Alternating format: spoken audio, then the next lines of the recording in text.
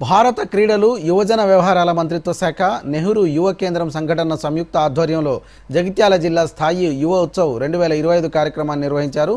జగిత్యాల జిల్లాలోని జేఎన్టీయూ కళాశాలలో నిర్వహించిన ఈ కార్యక్రమంలో సుమారు 350 మంది విద్యార్థులు తమ ప్రతిభను ప్రదర్శించారు. కవిత్వం, పెయింటింగ్, మొబైల్ ఫోటోగ్రఫీ, ఉపన్యాస పోటీలు, సాంస్కృతిక పోటీలు, సైన్స్ మేళా నిర్వహించారు.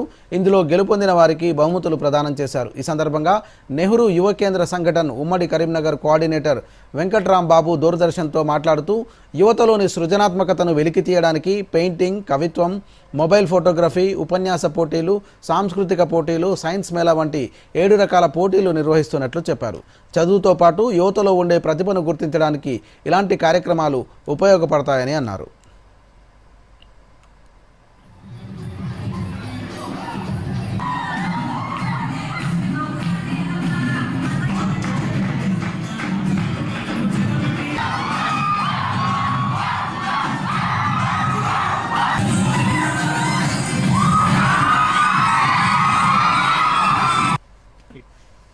మనకి 7 టైప్స్ ఆఫ్ కాంపిటేటివ్ ఈవెంట్స్ని కండక్ట్ చేసి పిల్లల్లో ఉన్న సృజనాత్మకతను వెతికి తీసేటకు ఈ యూత్లో ఉన్న డిఫరెంట్ ఎక్స్ట్రా కరిక్యులర్ యాక్టివిటీస్ని మనం ఎడ్యుకేషన్తో పాటు ఈ ఎక్స్ట్రా కరిక్యులర్ యాక్టివిటీస్ని వాళ్ళని వెతికిచ్చి కాంపిటేటివ్ ఫీల్డ్లో కూడా వాళ్ళ ఒక కెరియర్ని వాళ్ళకి ఒక మంచి ప్లాట్ఫామ్గా ఉపయోగపడేటట్టు ఈ డిస్ట్రిక్ట్ లెవెల్ యువోత్సవం అనేది నిర్వహించడం జరుగుతుంది. 7 రకాల కాంపిటీషన్స్ అనేది యువతి యువకులకి మనం ఈ వేదిక ద్వారా నిర్వహించడం జరుగుతుంది.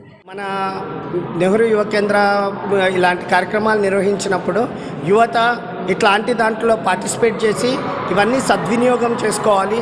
దీని ద్వారా మనము ఇందులో సెలెక్ట్ అయిన వాళ్ళందరికీ మళ్ళీ ఉన్నత ఫస్ట్, సెకండ్, థర్డ్ వాళ్ళని మళ్ళీ స్టేట్ లెవెల్లోకి పంపిస్తాం. కాబట్టి వాళ్ళు యువత ఈ కార్యక్రమాలన్నీ యూజ్ చేసుకోవాలి, సద్వినియోగం చేసుకోవాలని కోరుకుంటున్నాను. నెహ్రూ యువ కేంద్రం ఆధ్వర్యంలో నిర్వహిస్తున్న ఈ యువ ఉత్సవ్ 2025లో మేమందరం పార్టిసిపేట్ చేశాము.